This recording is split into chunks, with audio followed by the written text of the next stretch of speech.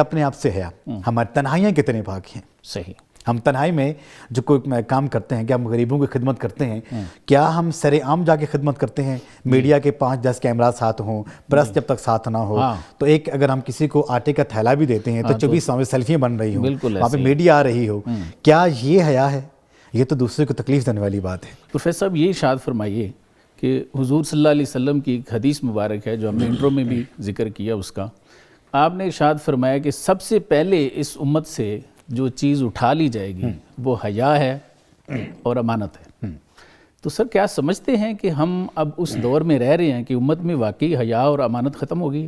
کیا ارشاد فرماتے ہیں؟ بہت شکریہ. اعوذ باللہ من الشیطان الرجیم، بسم اللہ الرحمن الرحیم. اللہم صلی علی سیدنا و مولانا محمد وعلی آل سیدنا و مولانا محمد وصحابی سیدنا و مولانا محمد وبارک وسلم صلی اللہ علیہ. سب سے پہلے میں بہت ہی شکر گزار ہوں جناب پروفیسر وارث محبوب صاحب، آپ نے یہاں پہ مجھے مدعو کیا، اور ساتھ ساتھ سنور نیوز ٹیلی ویژن کی پوری ٹیم کا کہ آپ نے مجھے یہاں پہ مدعو کیا.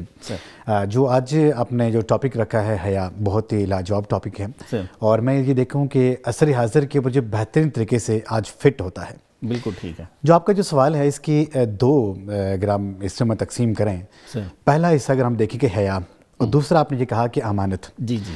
جب ہم حیا کی بات کریں گے تو امانت آٹومیٹکلی اس میں آ جائے گی. بالکل ٹھیک ہے. دیکھتے ہیں کہ رب کریم اپنی الہی کتاب میں ارشاد فرماتا ہے کہ اے ایمان والو، امانتیں ان کے حقداروں میں تقسیم کر دو، واپس کر دو. ٹھیک ہے. اور ساتھ ساتھ اگر جب ہم دیکھتے ہیں کہ حیا میں تو حدیث قدسی صلی اللہ علیہ وسلم نبی کریم صلی اللہ علیہ وسلم ارشاد فرماتے ہیں کہ جس میں حیا نہیں وہ پہ چاہے جو مرضی کرے، جو مرضی کرتا پھرے. تو اگر آج ہم اس میں اس تناظر میں دیکھتے ہیں کہ اگر ہم حیا کی بات کرتے ہیں تو حیا کے آگے 3 درجے ہیں کسی انسان میں. سب سے پہلے کہ رب کریم سے انسان کو حیا کرنے چاہیے. صحیح.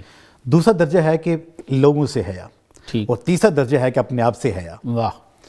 اگر ہم اللہ تبارک و تعالیٰ سے حیا کی بات کرتے ہیں تو رب کریم سے حیا کا مطلب یہ ہوتا ہے کہ جس جگہ پہ ہم موجود ہوں، جہاں پہ ہم موجود ہوں، ہمیں کوئی دیکھنے والا نہ ہو، لیکن ہمارے ذہن میں یہ عکس بنے کہ دیکھنے والی ذات ہمیں دیکھ رہی ہے. واہ واہ. جب ہمارے دل میں یہ چیز آئے گی، جب ہماری یہ سوچیں ہماری ہو جائیں گی، تو سمجھ لیں کہ باقی جو درجے ہوتے ہیں یہ اس میں آ جاتے ہیں. بالکل ٹھیک. جب ہم لوگوں کی بات کرتے ہیں کہ لوگوں سے کیسے حیا، دیکھیں کہ جب ہم لوگوں کے سامنے ہوتے ہیں بڑے اچھے انداز سے بات چیت کر رہے ہوتے ہیں، گفتگو فرما رہے ہوتے ہیں، بڑے لمبے خطاب کر رہے ہوتے ہیں، اب لمبی تقاریر ہو رہی ہوتی ہیں، لیکن کیا وہ جو خطبوں میں ہم کہہ رہے ہوتے ہیں، اپنے خطابات میں جو چیز کہہ رہے ہوتے ہیں، اچھی باتیں کر رہے ہوتے ہیں، کیا جب ہم تنہائی میں ہوتے ہیں کیا اس کا امپلیمنٹیشن ہمارے اوپر ہوتی ہے؟ لائف میں ہوتے ہیں تو کیا اس کے اوپر ہوتی ہے؟ نہیں ہوتی. اور سب سے بڑھ کے ہم اپنے گھر والوں کے ساتھ ہوتے ہیں، اپنے رشتہ داروں کے ساتھ ہوتے ہیں، کیا وہ تمام کے تمام جو باتیں وہاں پہ ہم کر رہے ہوتے ہیں، کیا وہ ہماری اس پرسنالٹی کا حصہ ہیں، اس شخصیت کا حصہ ہیں؟ بالکل ٹھیک ہے. پھر ہمیں انسان کو پتہ چل جاتا ہے کہ ہم رب سے کتنی حیا کرتے ہیں. اور تیسرا میں نے آپ کے سامنے میں نے رکھا کہ اپنے آپ سے حیا، ہماری تنہائیاں کتنے پاک ہیں. صحیح. ہم تنہائی میں جو کوئی کام کرتے ہیں، کیا ہم غریبوں کی خدمت کرتے ہیں؟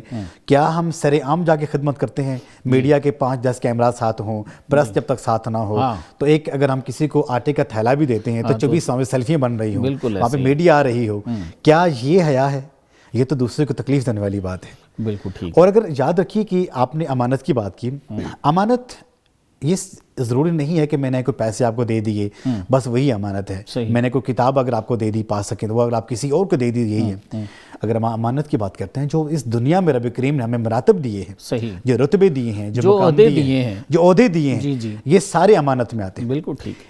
1400 سال پہلے جو حدیث قدسی یہاں پہ سامنے آ جاتی ہے کہ جس میں حیا نہیں ہے اسے کچھ بھی نہیں ہے، وہ چاہے جو مرضی کرے.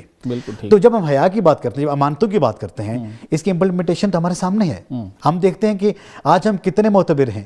کہلانے کے لیے تو ہم علماء کرام کی صف میں سب سے پہلے ہیں، کہلانے کے لیے تو ہم قاضی سب سے پہلے ہیں، کہلانے کے لیے تو ہم مفکر، مدبر، پروفیسرز ہیں، لیکن کیا ہماری جو نجی زندگی میں ان تمام باتوں کا امپلیمنٹیشن ہے، عملداری ہے؟